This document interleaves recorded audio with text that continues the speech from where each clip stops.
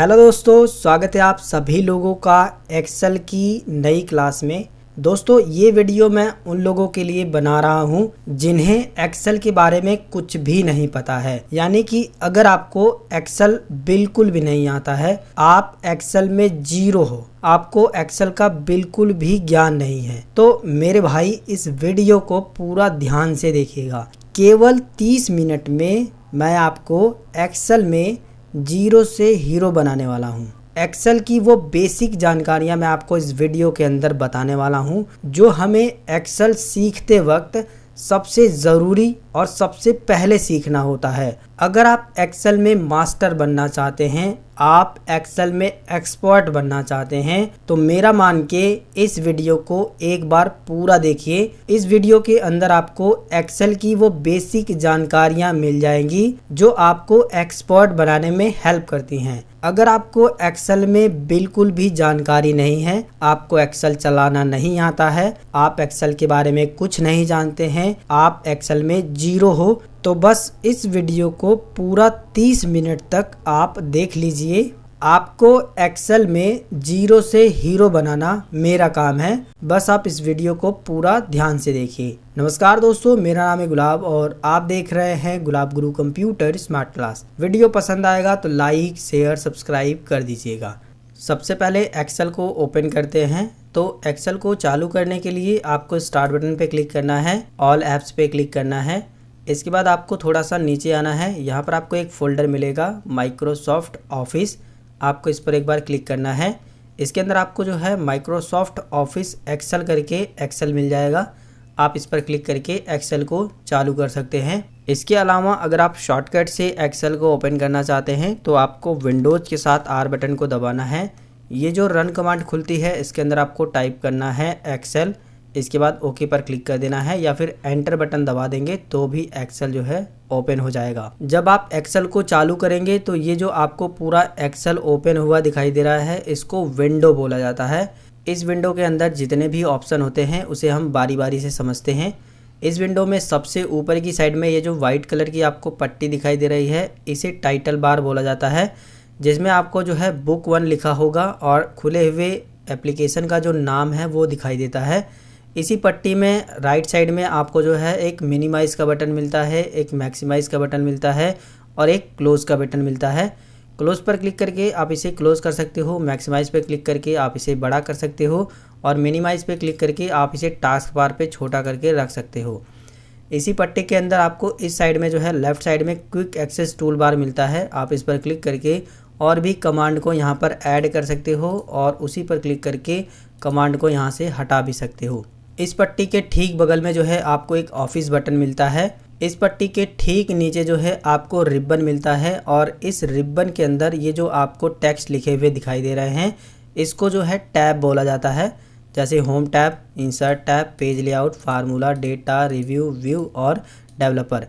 ये सारे के सारे टैब हैं और इन टैब पर क्लिक करने के बाद अलग अलग जो है यहाँ पर आपको ऑप्शन दिखाई देते हैं, अलग अलग जो है यहाँ पर ग्रुप दिखाई देते हैं। जैसे कि अगर होम टैब पे क्लिक करोगे तो कुछ इस तरीके से आपको ग्रुप मिलेंगे, इंसर्ट पे क्लिक करोगे तो कुछ इस तरीके से ग्रुप मिलेंगे, पेज लेआउट पर अलग ग्रुप हैं, फार्मूला पर अलग ग्रुप हैं। तो यहाँ से लेकर के यानी इस पट्टी से लेकर के ये जो ग्रुप खुल रहे हैं, इन सभी को जो है रिबन बोला जाता है। रिबन के ठीक नीचे जो है आपको फार्मूला बार मिल जाता है, जैसा कि आप देख सकते हो ये जो है ये फार्मूला बार है, जो भी आप फार्मूला लगाएंगे वो फार्मूला बार में दिखाई देता है। इसी के बगल में आपको ये जो दिखाई दे रहा है इसे नेम बॉक्स बोला जाता है, जिस भी सेल पर आप क्लिक करोगे उसका नाम जो है नेम बॉक्स में दिखाई देता है। इसके अलावा जो ABCD आपको दिखाई दे रहा है इसे कॉलम बोला जाता है और यहाँ पर आपको जो 1 2 3 4 5 6 इस तरीके से गिनती दिखाई दे रही है, इसको रो बोला जाता है।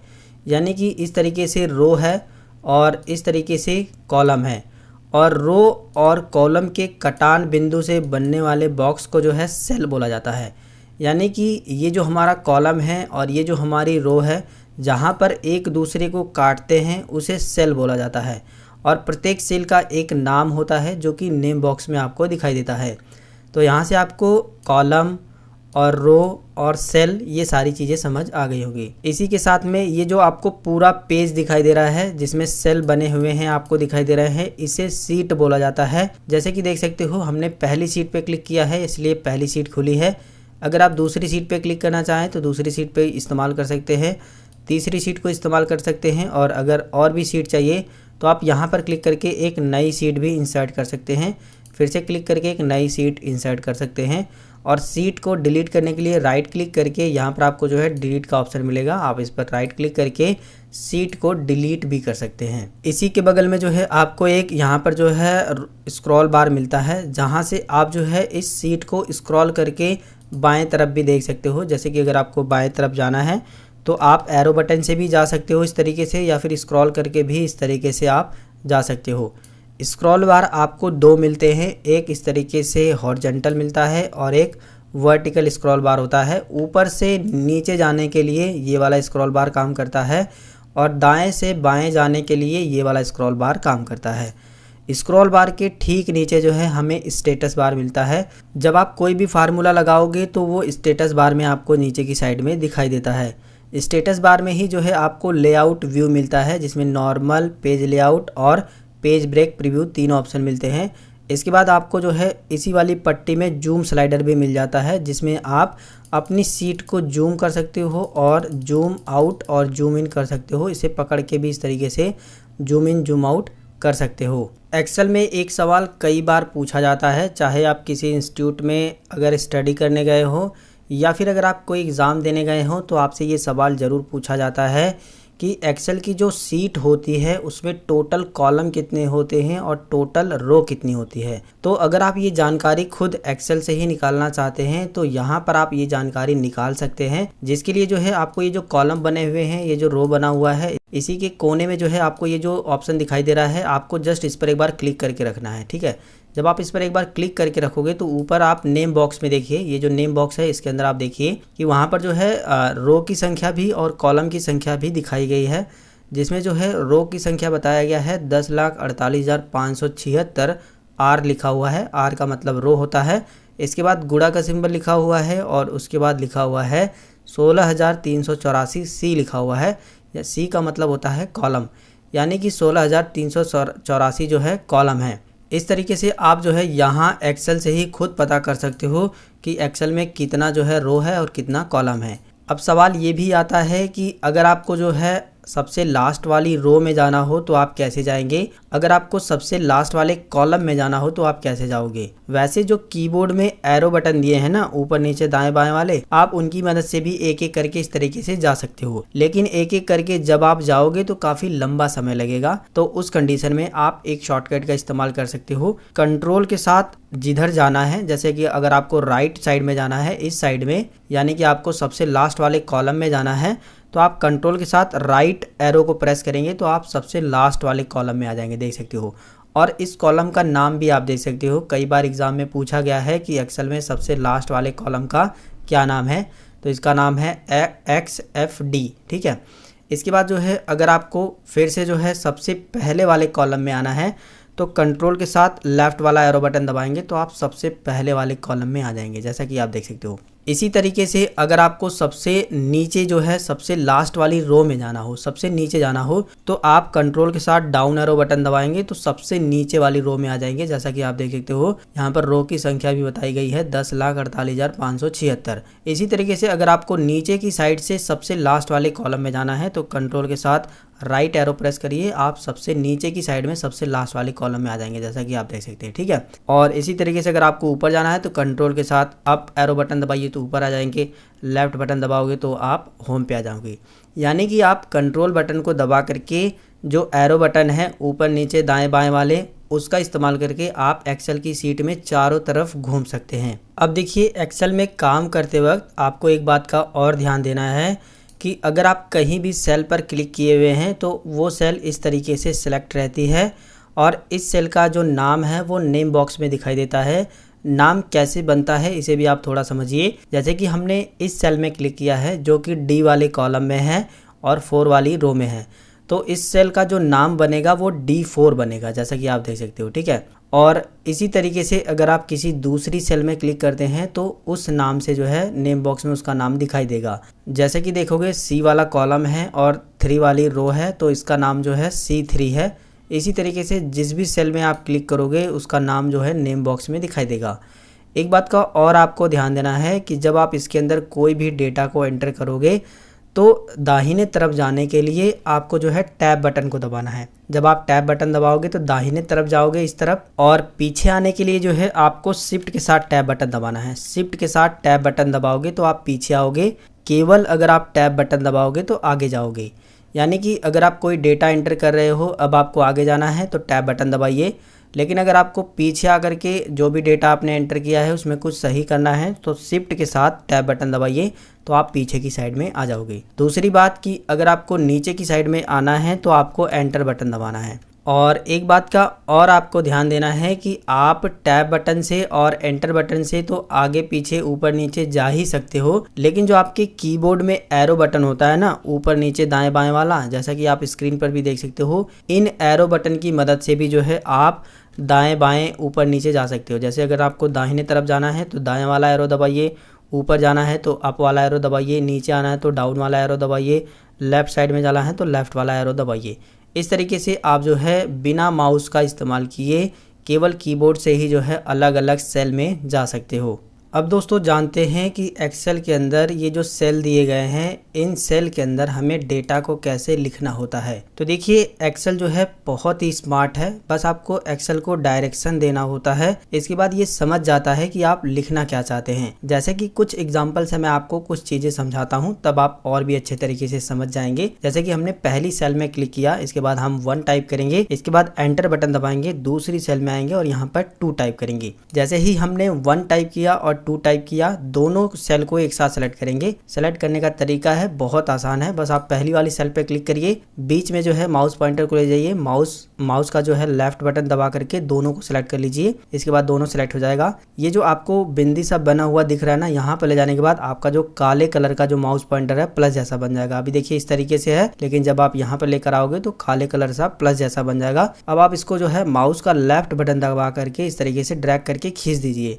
चाहे जितना मर्जी आप खींचना चाहें वहां तक ले जाने के बाद आपको छोड़ देना है। अब आप यहां पर देखोगे कि हमने केवल 1 और 2 लिखा था, लेकिन एक्सेल समझ गया है कि आपको जो है 1 में 1 जोड़ करके 2 लिखना है, 2 में 1 जोड़ करके 3। इस तरीके से एक्सेल समझ गया है तो ऑटोमेटिक हमें जो है इस तरीके से ला करके दे दिया है। यही नहीं, अगर मैं यहाँ पर जो है 11 लिख करके एंटर बटन कर दबाता हूँ, यहाँ पर 12 लिख देता हूँ, तो एक्सेल जो है इस तरीके से भी समझ जाएगा। फिर से हम इसे ड्रैग कर देंगे यहाँ तक, इस तरीके से भी समझ जाएगा। और इन दोनों को सिलेक्ट करने के बाद और यहाँ पर क्लिक करने के बाद इस तरीके से भी आप ड्रैग कर दोगे तो इधर भी जो है एक्सेल समझ गया है कि आप करना क्या चाहते हो। देखिए इस तरीके से पूरी काउंटिंग जो है एक्सेल ने लिख दी है। ये अगर आपको लिखने के लिए बोला जाए तो कम से कम आपको जो है 3 से 4 मिनट तो ज़रूर लग जाएगा, जो लोग बिगिनर हैं, लेकिन हमें जो है केवल 2 सेकंड का समय लगा इसे लिखने में। तो एक्सेल बहुत ही ज़्यादा स्मार्ट है, बस आपको तरीका पता होना चाहिए कि एक्सेल से किस तरीके से काम कराना है। जो हमने ये काम किया है इसको हम Ctrl+Z से वापस आ जाएंगे पहली वाली पोजीशन में। अब देखिए इसी तरीके से हमें टेबल लिखना है, टेबल का मतलब पहाड़ा, तो वो भी हम लिख सकते हैं। हम जो है यहाँ पर 2 का टेबल लिखना चाहते हैं तो हम 2 लिखेंगे, इसके बाद एंटर प्रेस करेंगे, इसके बाद 4 लिखेंगे। तो एक्सेल समझ गया है कि इन दोनों के बीच जो है 2 का गैप रहेगा।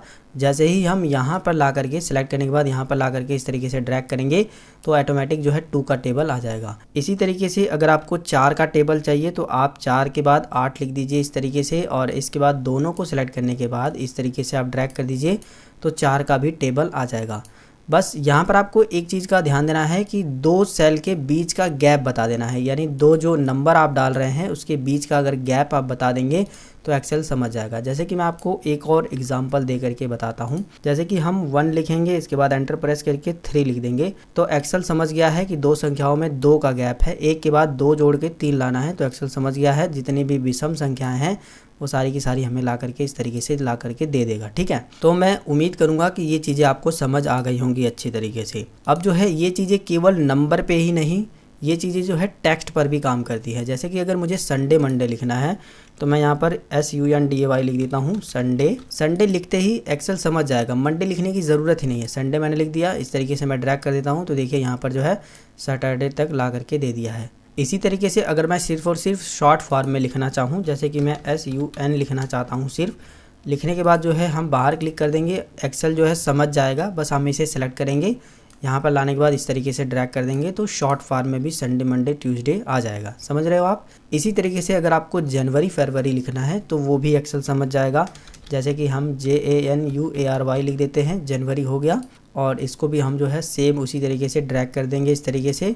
तो देखिए जुलाई तक आ गया है, और अगर आप और भी ड्रैग करोगे तो यहाँ पर जो है दिसंबर तक आप ड्रैग कर सकते हो इस तरीके से, ठीक है। इसी तरीके से अगर आपको जो है शॉर्ट में लिखना है तो आप शॉर्ट में भी लिख सकते हैं। जैसे कि मैं जनवरी लिख देता हूँ, JANU, या फिर JAN तक ही रहने देते हैं, जनवरी। और इसके बाद जो है इसे सेलेक्ट करने के बाद यहाँ पर लाने के बाद जो है हम इस तरीके से ड्रैग कर देंगे तो देखिए शॉर्ट फॉर्म में भी यहाँ पर आ गया है। तो ये कुछ एक्सेल की कमांड होती हैं जिन्हें आपको देना पड़ता है। एक्सेल अपने आप जो है समझ जाता है कि आप क्या करना चाहते हैं। फिलहाल इन सभी को डिलीट करने के लिए हम माउस का लेफ्ट बटन दबा करके यहाँ से यहाँ तक सेलेक्ट कर लेंगे। इसके बाद डिलीट बटन दबा देंगे तो ये डिलीट हो जाएगा। अब जो है यहाँ पर मैं एक छोटा सा आपको डेटा को एंटर करके होम टैब के कुछ फीचर के बारे में भी बता देता हूँ। तो जिसके लिए जो है हम यहाँ पर सबसे पहले टाइप करेंगे नेम, जिसके लिए हम नेम लिखेंगे। इसके बाद जो है यहाँ पर हिंदी लिखेंगे क्योंकि हिंदी का सब्जेक्ट रहेगा। एक मार्कशीट टाइप का डेटा हम बनाएंगे। इसके बाद इसके अंदर लिखेंगे इंग्लिश, और इसके बाद लिखेंगे मैथ, ठीक है। टैब बटन दबा के मैं आगे जा रहा हूँ, इतना आपको ध्यान देना है। मैं टैब बटन दबा रहा हूँ तो मैं अगली वाली सेल में आ जा रहा हूँ। इसके बाद जो भी सब्जेक्ट है वो लिखेंगे आप। तो मैंने केवल 4 ही सब्जेक्ट लिए हैं। इसके बाद हम कुछ नहीं करेंगे, बस यहाँ पर नेम टाइप करेंगे। तो हम यहाँ पर डायरेक्ट क्लिक करके नेम लिखेंगे। जैसे कि मैं अपना ही नाम लिखता हूँ, गुलाब, और इसके बाद जो है रोशन, और इसके बाद जो है पूजा, और इसके बाद जो है रेशम, और इसके बाद जो है रोहन। इस तरीके से मैंने कुछ स्टूडेंट के नाम लिख दिए हैं, और जो उनका जो सब्जेक्ट में मार्क मिला है, जो नंबर मिला है, उसे हम यहाँ पर डालेंगे। तो नंबर डालने के लिए आप यहाँ पर लिखेंगे, जैसे 85 नंबर हिंदी में मिला है, फिर एंटर बटन दबाएंगे तो आपको रोशन का यहाँ पर जो है एंटर करने के लिए बोलेगा। इसके बाद जो है आप अगले का एंटर करेंगे, इसके बाद अगले का एंटर करेंगे। इस तरीके से आप सभी का नाम एंटर करेंगे। एरो बटन से आप इस तरीके से जा सकते हो ऊपर नीचे, जैसा कि मैंने आपको बताया, या फिर आप डायरेक्ट इस पर क्लिक करके भी इनके नाम, इनके जो नंबर हैं, जो अंक है, वो भर सकते हो। तो यहाँ पर हम जो है फटाफट से सभी के भर देते हैं। तो यहाँ पर मैंने सभी के नंबर डाल दिए हैं। अब यहाँ पर हम क्लिक करेंगे, यहाँ पर टोटल अंक जोड़ने के लिए हम जो है टोटल टाइप करेंगे। टोटल लिखने के बाद अब ये जो नंबर हैं इन सभी का हमें यहाँ पर टोटल लिखना है। तो जिसके लिए हम जो है एक्सेल में कोई भी फार्मूला लगाएंगे तो सबसे पहले हमें बराबर का निशान लगाना है। ये आपको ध्यान देना है कि एक्सेल में जो भी फार्मूला आप लगा रहे हैं सबसे पहले बराबर का निशान आपको लगाना ज़रूरी है, वरना फार्मूला काम नहीं करेगा। बराबर का निशान लगाने के बाद आपको ये वाली सेल सेलेक्ट करनी है। इसके बाद प्लस दबाना है। इसके बाद ये वाली सेल सेलेक्ट करनी है। इसके बाद प्लस दबाना है। इसके बाद ये वाली सेल सेलेक्ट करनी है, प्लस दबाना है। इसके बाद ये वाली सेल सेलेक्ट करनी है। अब आपको कुछ नहीं करना है, बस एंटर बटन को दबा देना है। जैसे ही आप एंटर बटन को दबाओगे तो देखोगे इस वाली सेल के अंदर जो हमारी वैल्यू है वो आ गई है। यानी इन सभी सब्जेक्ट के जो अंक हैं उन्हें जोड़ने के बाद इतने नंबर होते हैं। आप एक चीज़ को और ध्यान दीजिएगा कि जो हमने यहाँ पर फार्मूला लगाया है, यहाँ पर फार्मूला नहीं बल्कि रिजल्ट हमें दिखाई दे रहा है, जबकि फार्मूला बार में आप देखोगे फार्मूला दिखाई दे रहा है। तो ये जो फार्मूला बार होता है इसमें हमेशा फार्मूला ही दिखाई देता है, इतना आपको ध्यान देना है। अब जिस तरीके से हमने इसका निकाला है पहले वाले स्टूडेंट का, उसी तरीके से हम अलग अलग स्टूडेंट का निकाल सकते हैं। लेकिन एक्सेल में हमें एक सुविधा मिलती है कि अगर आपने एक बार एक काम कर दिया और वही काम आपको और भी जगहों पर करना है तो आपको बार बार वही काम दोहराने की ज़रूरत नहीं है। बस आप उस काम को सिलेक्ट करिए जिस काम को आपने किया है। इसके बाद यहाँ पर इस तरीके से ड्रैग कर दीजिए तो सभी का निकल के आ जाएगा। इसे आप एक बार समझिए फिर से। जिस तरीके से हमने पहले का निकाला है तो आपको भी सिर्फ पहले ही स्टूडेंट का निकालना है। पहले का निकालने के बाद इसी फार्मूले को हमको नीचे जो है ड्रैग कर देना है, सभी का निकल जाएगा ऑटोमेटिक, हमें अलग से निकालने की ज़रूरत नहीं पड़ेगी। जिसके लिए जो है हम इस सेल को सेलेक्ट करेंगे, यहाँ पर इस तरीके से प्लस जैसा आइकन बनाएंगे, माउस का लेफ्ट बटन दबा के इस तरीके से ड्रैग कर देंगे, सभी का टोटल जो है निकल करके आ गया है, जैसा कि आप देख सकते हैं। इस तरीके से आपको इसके अंदर डेटा को लिखना होता है। टोटल निकालने का एक और तरीका है, यानी कि सभी सब्जेक्ट के जो अंक हैं उन्हें जोड़ने का एक फार्मूला है, उसे मैं आपको बता देता हूं। अभी तो हमने एक एक सेल को सिलेक्ट करके जोड़ा, लेकिन अगर आप डायरेक्ट जो है उस फार्मूले से जोड़ना चाहते हैं तो उसके लिए आपको जो है सबसे पहले लगाना है बराबर का निशान और इसके अंदर आपको टाइप करना है सम। इसके बाद टैब बटन को दबा करके सम का फार्मूला एक्टिव कर लेना है। एक्सेल में सम का मतलब होता है जोड़ना। इसके बाद आपको नंबर 1 में उन सभी सेल को इस तरीके से बता देना है। यहाँ से यहाँ तक आपको सेल पर क्लिक करके माउस का लेफ्ट बटन दबा करके सेल को सिलेक्ट कर देना है। इसके बाद सेल ऑटोमेटिक सिलेक्ट हो जाएगा। इसके बाद ब्रैकेट को बंद कर देना है, शिफ्ट के साथ ब्रैकेट को बंद करिए, एंटर बटन दबाइए तो इसका जो है सम निकल करके आ जाएगा। अब आप देखोगे फार्मूला बार में सम का फार्मूला दिखाई दे रहा है। अब आप जो है यहाँ से पकड़ करके इसे ड्रैग कर देंगे तो सभी का निकल के आ जाएगा और सभी में जो है सम का फार्मूला ऑटोमेटिक अप्लाई हो जाएगा। एक्सेल में सम का मतलब होता है जोड़ना, और अगर आपको जो है घटाना हो, यानी कि अगर आपको किसी अंक को किसी अंक में से घटाना हो तो वो भी आप सीख लीजिए। सबसे पहले आप लगाएंगे बराबर का निशान। अगर आपको इस वाले अंक में से इसको घटाना है तो आप सबसे पहले इस वाले अंक को सिलेक्ट करेंगे, इसके बाद लगाएंगे माइनस का निशान, इसके बाद इस वाले अंक को सिलेक्ट कर देंगे, इसके बाद एंटर की को प्रेस कर देंगे तो इस वाले में से ये वाला माइनस होकर के आ गया है। जब आप इस पर क्लिक करेंगे तो यहाँ पर फार्मूले में आप देख सकते हो यहाँ पर जो है माइनस लगा हुआ आपको मिल जाएगा। इसी तरीके से अगर आपको गुणा करना है तो आप गुणा भी कर सकते हो। जैसे हम लोग लगाएंगे सबसे पहले बराबर का निशान।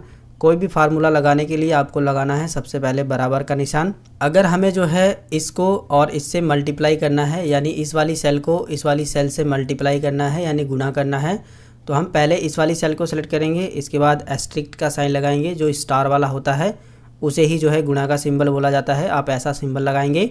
इसके बाद दूसरी सेल वाले को सिलेक्ट कर लेंगे, इसके बाद एंटर बटन को दबाएंगे तो देखिए गुणा करने पर, इन दोनों को गुणा करने पर इतना आएगा।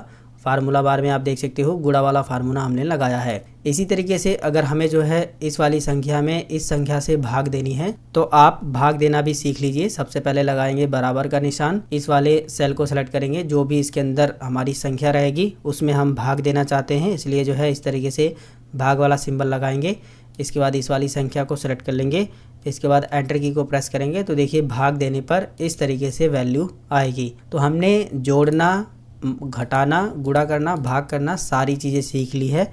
हम इसे डिलीट कर देते हैं यहाँ से। इसके बाद जो है होम टैब में ये जो फ़ॉन्ट वाला भाग दिया है, अलाइनमेंट वाला भाग दिया है, ये आपके लिए काफ़ी इंपॉर्टेंट है, तो इसके बारे में भी आपको ज़रूर पता होना चाहिए। तो एक एक करके हम सभी चीज़ों को समझते हैं। तो इसको अप्लाई करने के लिए आप जिस भी सेल को सिलेक्ट करेंगे ये चीज़ें उसी में अप्लाई होगी। तो हम यहाँ से लेकर के यहाँ तक सिलेक्ट कर लेते हैं। अगर आपको थोड़ा सा बोल्ड करना हो यानी टेक्स्ट को थोड़ा सा मोटा दिखाना हो तो आप बोल्ड वाले पे क्लिक करेंगे तो बोल्ड हो जाएगा। और अगर आप यहाँ पर क्लिक करोगे तो यहाँ से आप फ़ॉन्ट का स्टाइल है जो है उसे बदल सकते हो, कुछ इस तरीके से फ़ॉन्ट स्टाइल हो जाएगा। इसके बाद जो है आप यहाँ पर क्लिक करके इसका जो साइज़ है उसे बढ़ा सकते हो और यहाँ पर क्लिक करके साइज़ को घटा सकते हो। डायरेक्ट आप चाहो तो यहाँ पर क्लिक करके साइज़ को बढ़ा सकते हो और घटा भी सकते हो। एक चीज़ का और आपको ध्यान देना है कि जैसे ही मैंने यहाँ पर साइज़ को बढ़ाया तो आप देखोगे जो इंग्लिश वाला हमारा कॉलम था वो इंग्लिश वाला कॉलम छिप रहा है। तो अगर आपके साथ भी ऐसी कंडीशन आ गई है कि कोई भी आपका जो डेटा है वो छिप रहा है तो आपको कॉलम की साइज़ को थोड़ा सा बढ़ा देना है। बस आप यहाँ पर लेकर आओगे, ऊपर लेकर आना है आपको, नीचे लेकर आओगे तो नहीं होगा। ऊपर लेके जाओगे इस तरीके से तो आपका माउस पॉइंटर कुछ इस तरीके से बन जाएगा। आप जो भी कॉलम बढ़ाना चाहते हो इस तरीके से पकड़ करके खींच दोगे तो कॉलम की साइज़ बढ़ जाएगी, और कम करना चाहते हो तो इस तरीके से कम भी कर सकते हो। यानी कि दोस्तों किसी भी कॉलम का साइज़ बढ़ाने या घटाने के लिए आपको कॉलम के जो दिया है लाइन, इसी पर आ जाना है। ये जो लाइन दिया है ना, इस पर लाइन पर आओगे तो इस तरीके से कॉलम का साइज़ बढ़ा सकते हो और घटा भी सकते हो। ठीक इसी तरीके से अगर आपको रो का साइज़ भी बढ़ाना घटाना है तो आप यहाँ पर क्लिक करके इस तरीके से माउस पॉइंटर बना लीजिए। माउस का लेफ़्ट बटन दबा करके अब जब नीचे ऊपर ड्रैग करोगे तो इसका जो साइज़ है वो भी बढ़ेगा घटेगा। तो अभी के टाइम में हम इतना ही साइज़ रखते हैं क्योंकि जब हम यहाँ पर रोटेशन समझेंगे तो रोटेशन आपको यहाँ पर अच्छे तरीके से समझ आएगा। अब देखिए इन सभी को सिलेक्ट करने के बाद अगर आप इटैलिक करना चाहो तो थोड़ा सा इटैलिक कर सकते हो, थोड़ा सा टेक्स्ट टेढ़ा हो जाएगा। और अंडरलाइन करना चाहो तो अंडरलाइन यानी जो आपने लिखा है उसके नीचे एक अंडरलाइन आ जाएगी। हटाने के लिए दोबारा से आप इस पर क्लिक करते चले जाइएगा, वो हट जाएगा। अभी जो है हम इसका फ़ॉन्ट स्टाइल पहले जैसा ही रख लेते हैं जैसा हमारा पहले था। इसके बाद आप देखोगे यहाँ पर एक आपको बॉर्डर का ऑप्शन मिल जाता है। तो जब भी हमें अपने डेटा के अंदर बॉर्डर लगाना है तब ये ऑप्शन काम करता है। जहाँ पर भी आपको बॉर्डर लगाना है पूरा का पूरा डेटा आप सेलेक्ट करिए। इसके बाद यहाँ पर क्लिक करके ऑल बॉर्डर पे क्लिक कर दीजिए, ज़्यादातर ऑल बॉर्डर ही इस्तेमाल होता है। इसके बाद देखोगे आपके डेटा के अंदर बॉर्डर लग जाएगा। इसके बाद जो है अगला है ये हमारा है फिल कलर। ये बैकग्राउंड में कलर फिल होता है। जैसे कि अगर हमें इसके नीचे जो है कलर फिल करना है, ये जो सेल सेलेक्ट है इसके अंदर कलर फिल करना है तो यहाँ पर क्लिक करके कोई भी कलर आप यहाँ से फिल कर सकते हो। सारे के सारे कलर दिए गए हैं। जैसे कि हमें ये वाला कलर फिल करना है तो बैकग्राउंड के अंदर कलर फिल होगा। इसी तरीके से अगला है ये है टेक्स्ट कलर।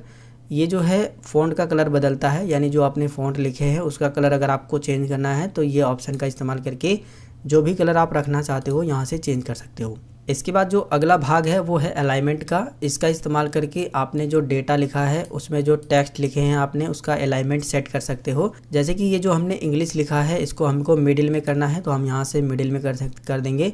और बिल्कुल सेंटर में चाहिए तो हम इस पर क्लिक कर देंगे, बिल्कुल सेंटर में आ जाएगा। टॉप में चाहिए तो टॉप में इस तरीके से आएगा, बॉटम में चाहिए तो बॉटम में इस तरीके से आएगा, लेफ़्ट बॉटम में चाहिए तो इस तरीके से आएगा, राइट बॉटम में चाहिए तो इस तरीके से आप यहाँ से चेंज कर सकते हो। ठीक है, और सभी का एक साथ करना है तो सभी को एक साथ सेलेक्ट करिए और यहाँ पर इस तरीके से क्लिक कर दीजिए तो सभी का बिल्कुल सेंटर में आ जाएगा। इसके बाद जो अगला ऑप्शन आता है वो है रोटेशन को लेकर के। इसका इस्तेमाल करके आप अपने द्वारा लिखे गए टेक्स्ट को रोटेट कर सकते हो, घुमा सकते हो।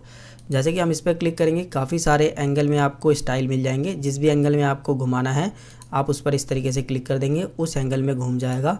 जैसे कि हम इस पर क्लिक कर देते हैं तो इस एंगल में घूम जाएगा और हम जो है इसको इस तरीके से कर देंगे और इसके बाद यहाँ पर क्लिक कर देंगे तो बॉटम अलाइन हो जाएगा इस तरीके से। तो इस तरीके से अगर आपको रोटेशन करना हो तो रोटेट कर सकते हो। बहुत सारे स्टाइल दिए गए हैं, आपकी मर्जी है।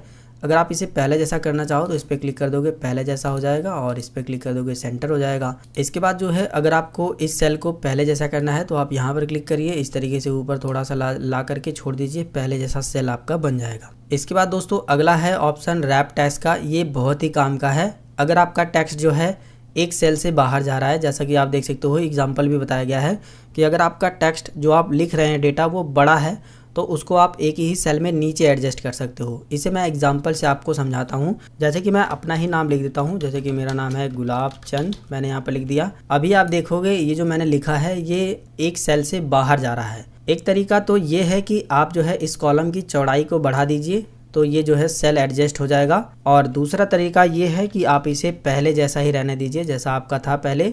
दूसरा तरीका इस्तेमाल करने के लिए आप ये सेल सेलेक्ट करिए और इसको रैप टेक्स्ट कर दीजिए। आप इस पर क्लिक कर दीजिए तो एक ही सेल के अंदर नीचे जो है एडजस्ट हो जाएगा। इसको अलाइन कर दोगे तो कुछ इस तरीके से आपका जो है टेक्स्ट लिखा हुआ आ जाएगा। यही चीज़ें यहाँ पर एग्जाम्पल में भी बताई गई है कि अगर आपका टेक्स्ट जो है बड़ा है उसको आप एक ही सेल में नीचे एडजस्ट करना चाहते हो तो ये ऑप्शन काम करता है। वैसे ये वाला जो ऑप्शन है उसे आप एक शॉर्टकट से भी इस्तेमाल कर सकते हो। मैं आपको दिखा देता हूँ। हम यहाँ पर दोबारा से लिखेंगे गुलाब, इसके बाद अल्ट के साथ एंटर बटन को दबाएंगे तो नीचे कर्सर आ जाएगा। वैसे अगर आप केवल एंटर बटन को दबाओगे तो कर्सर अगले वाले सेल में चला जाएगा, लेकिन अल्ट के साथ एंटर बटन को दबाओगे तो उसी वाली सेल में जो है नीचे आ जाएगा और जो भी आप नाम टाइप करना चाहते हो इस तरीके से टाइप कर दोगे। तो यहाँ से आपको ये वाला भी ऑप्शन समझ में आ गया होगा। इसमें एक और ऑप्शन है ये वाला मर्ज सेंटर का ऑप्शन, ये भी काफ़ी कमाल का है। तो हम इसे सबसे पहले डिलीट करते हैं। देखिए मर्ज एंड सेंटर ऑप्शन क्या काम करेगा, दो या दो से अधिक सेलों को मर्ज करने के लिए, एक साथ करने के लिए ये ऑप्शन काम करता है। जैसे कि हमें यहाँ से लेकर के यहाँ तक सेलों को मर्ज करना है, यहाँ से लेकर के यहाँ तक, तो हम इन सभी सेल को सिलेक्ट करने के बाद इस पर क्लिक कर देंगे तो सेल हमारी मर्ज हो जाएगी और ये एक ही सेल बनी रहेगी। इसके अंदर जो है जो भी हम लिखना चाहते हैं, जैसे कि मैं मार्कशीट लिख देता हूँ। मार्कशीट लिखने के बाद ये एक ही सेल के अंदर है, हम इसे सेलेक्ट करेंगे, ऑल बॉर्डर कर देंगे, साइज जो है थोड़ा सा बड़ा कर देंगे, इसके अंदर ये कर देंगे कलर, और जो टेक्स्ट कलर है वो ये वाला कर देंगे। इसके बाद देखिए इस तरीके से एक ही सेल बन जाएगा। तो मर्ज एंड सेंटर करने के लिए ये ऑप्शन काम करता है। अब यहाँ पर एक और चीज़ को आपको समझना है कि जैसे कि अगर आपको हिंदी के बाद कोई दूसरा सब्जेक्ट लिखना था, लेकिन अगर आपने गलती से इंग्लिश लिख दिया, यहाँ पर आपको एक और कॉलम की ज़रूरत पड़ गई बीच में, तो उस कंडीशन में आप कैसे कॉलम इंसर्ट करेंगे। तो उस कंडीशन में आप जो है इसको सेलेक्ट कर लीजिए, इस पर राइट क्लिक करिए। जब आप जो है इसको सेलेक्ट करेंगे कॉलम को, इसके बाद राइट क्लिक करेंगे तो यहाँ पर इंसर्ट का ऑप्शन मिलेगा, आप इस पर क्लिक करेंगे। जैसे ही आप जो है इंसर्ट पर क्लिक करेंगे तो देखिए यहाँ पर एक नया कॉलम जो है इंसर्ट हो जाएगा। अब आप जो भी सब्जेक्ट इसके अंदर लिखना चाहते हैं वो लिख सकते हैं। इसी तरीके से अगर आपको ये कॉलम को डिलीट करना है तो आप इस कॉलम को पूरा सेलेक्ट करिए, यहाँ पर क्लिक करोगे तो पूरा कॉलम सेलेक्ट होगा। इसके बाद राइट क्लिक करिए और यहाँ पर डिलीट का ऑप्शन मिलेगा, डिलीट पर क्लिक कर दीजिए, कॉलम डिलीट हो जाएगा। इसी तरीके से कभी कभी हमें जो है रो को भी यहाँ पर इंसर्ट करने की ज़रूरत पड़ जाती है। तो रो को भी इंसर्ट करने के लिए आप पूरी की पूरी रो को यहाँ पर क्लिक करके सेलेक्ट कर लीजिए। इसके बाद रो पर राइट क्लिक करिए और इंसर्ट पर क्लिक करोगे तो एक नई रो जो है इसके ऊपर इंसर्ट हो जाएगी। और अगर आप इस रो को डिलीट करना चाहते हो तो रो को सिलेक्ट करने के बाद राइट क्लिक करिए, माउस का राइट क्लिक करना है, इतना आपको ध्यान देना है। इसके बाद डिलीट पर क्लिक कर दीजिए तो ये डिलीट हो जाएगा। अब जो है हम लोग कॉपी पेस्ट भी समझ लेते हैं। एक डेटा को एक जगह से कॉपी करके कहीं दूसरी जगह पर सेम डेटा को पेस्ट करने के लिए कॉपी पेस्ट का इस्तेमाल किया जाता है। जैसे कि मान लीजिए ये जो डेटा लिखा हुआ है, सेम डेटा मुझे इस वाले जगह पर भी बनाना है, या फिर दूसरी शीट पर भी बनाना है तो हम इस डेटा को सबसे पहले कॉपी करेंगे।